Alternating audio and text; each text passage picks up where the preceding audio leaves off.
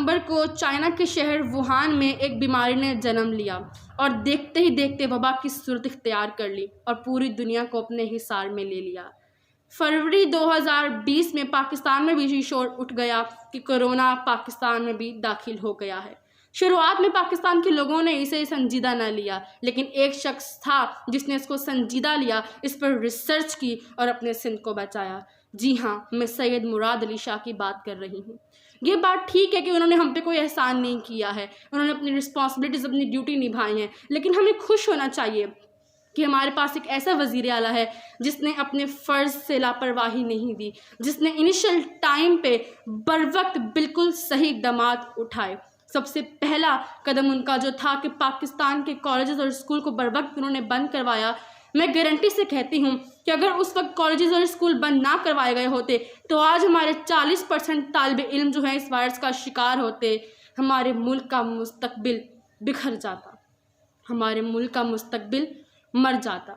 دوسرا جو قدم انہوں نے اٹھایا انیشل ٹائم پہ ہی، وہ یہ کہ جلد از جلد کراچی سے لے کر دوسرے کونے سندھ کے سکھر تک آئسولیشن وارڈز، یونٹس اور ہسپتالوں میں کرونا وائرس کے پیشنٹس کے لیے بہترین انتظام کروایا گیا۔ اس کی وجہ بھی سید مراد علی شاہ ہی ہیں۔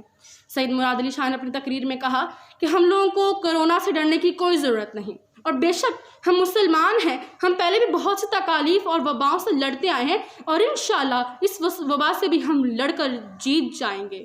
سید مراد علی شاہ ہمارے لیے ایک بہترین وزیر اعلیٰ ہی نہیں بلکہ ایک بہترین موٹیویشنل اسپیکر اور بہترین رہنما ثابت ہوئے ہیں۔ اس کے بعد بات آتی ہے لاک ڈاؤن کی۔ لاک ڈاؤن کے لیے میں دیکھ رہی ہوں کہ ہر کوئی سید مراد علی شاہ کو تنقید کا نشانہ بنا رہا ہے، حالانکہ میرا آپ سے سوال ہے کہ انہیں کو نشانہ کیوں بنایا جا رہا ہے، حالانکہ لاک ڈاؤن تو ہمارے اس وقت کی اہم ضرورت ہے۔ ایک طرف معاشی مسائل جو ہیں انہوں نے ہمارے پاکستان میں جنم لیا، لیکن دوسری طرف اس مرض سے، اس بیماری سے بچنے کا لاک ڈاؤن ہی ایک واحد ذریعہ ہے۔ بھوک اور بے روزگاری، یہ ہمارے ملک میں ہماری قوم اس کو کئی سالوں سے اس کا سامنا کر رہی ہے، یہ ابھی جنم نہیں لے کے آئی بھوک اور بے روزگاری۔ پاکستان میں ہر سال 30% طبقہ ایسا ہے جو بے روزگاری اور بھوک سے مر جاتا ہے، لیکن کوئی انہیں نہیں دیکھتا۔ اور دوسری بات، ہم مسلمان ہیں، ہمارا عقیدہ ہے کہ خدا ہمیں رزق دے گا، اس نے ہم سے رزق کا وعدہ کیا ہوا ہے۔ خدا اگر پتھر میں کیڑے کو رزق دے رہا ہے تو ہم تو پھر بھی انسان ہیں، ہم کیسے سوچ سکتے ہیں، ہم نے کیسے دماغ میں بات بٹھا لی کہ بھوک کی وجہ سے ہم مر جائیں گے۔ اس کے بعد ہمارے ملک کی حکومت، اس نے ایک احساس پروگرام جو ہے اسٹارٹ کیا ہے جس کی چیئرمین ثانیہ ہیں، اور وہ بہترین طریقے سے اس کو چلا رہی ہیں، اور مجھے امید ہے کہ پاکستان کے کونے تک جو مستحق لوگ ہیں ان تک راشن اور پیسے پہنچ جائیں گے۔ تو بھوک کی وجہ سے آپ پریشان مت ہوں، اس کا وعدہ ہم سے اللہ تعالیٰ کر چکے ہیں، اور میں آپ کو ایک بہترین طریقہ بتا رہی ہوں کہ بھوک کے فیئر کو اپنے اندر سے کس طرح ختم کرنا ہے۔ تو آپ اپنی ضروریات کو محدود کیوں نہیں کر لیتے؟ جس طرح ہمارے پہلے وقتوں میں نبی صلی اللہ علیہ وآلہ وسلم اور دوسرے انبیاء اپنی سادگی کے ساتھ زندگی گزارتے تھے، ہم بھی ویسے زندگی گزارنا شروع کر دیں تو کیا ہی بات ہے۔ اور دوسری بات یہ کہ میڈیکل سائنس نے بھی کہہ دیا ہے کہ اگر ہم فاقہ کرتے ہیں، کچھ دیر بھوکا رہتے ہیں، تو ہمارے جسم کے اندر جو وائرس وغیرہ ہیں، جو ڈیزیز ہیں، جو برا مادہ ہے وہ ختم ہو جاتا ہے، وہ مر جاتا ہے۔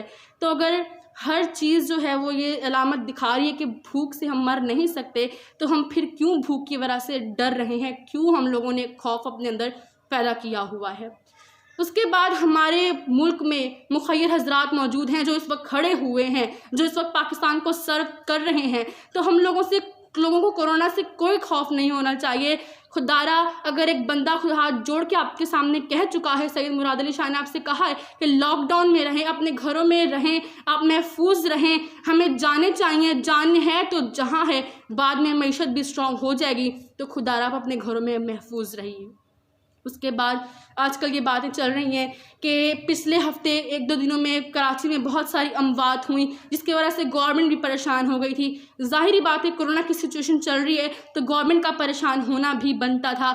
تو اب سید مراد علی شاہ نے اپنے خطاب میں اس کا ذکر کیا اور وہ اس بات کو صحیح نہیں سمجھ پائے، اور انہوں نے کہا کہ شاید ان اموات کا جو سبب ہے وہ کرونا ہے، کیونکہ ان اموات کو ویریفائی نہیں کیا گیا تھا، تصدیق نہیں کی گئی تھی ان کی، تو وہ اس بات کو صحیح نہیں سمجھ پائے۔ اور جب سما نیوز چینلز نے ہاسپٹلز میں جا کے رپورٹ لی تو پتہ چلا کہ یہ اموات جو ہیں ان کی وجہ کرونا وائرس نہیں ہے۔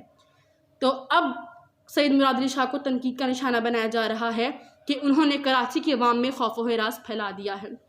تو خدا را یہ وقت ایک دوسرے کی غلطیاں پکڑنے کا نہیں ہے، یہ وقت سیاست کا نہیں ہے۔ اس وقت میں ہم لوگوں نے ایک دوسرے کے ساتھ کھڑے ہونا ہے، ڈٹ جانا ہے اس وائرس کے آگے، تاکہ ایک رات کے بعد جو روشن سویرا ہوتا ہے ہمیں جس کا انتظار ہے اس روشن سویرے کو ہم پا سکیں۔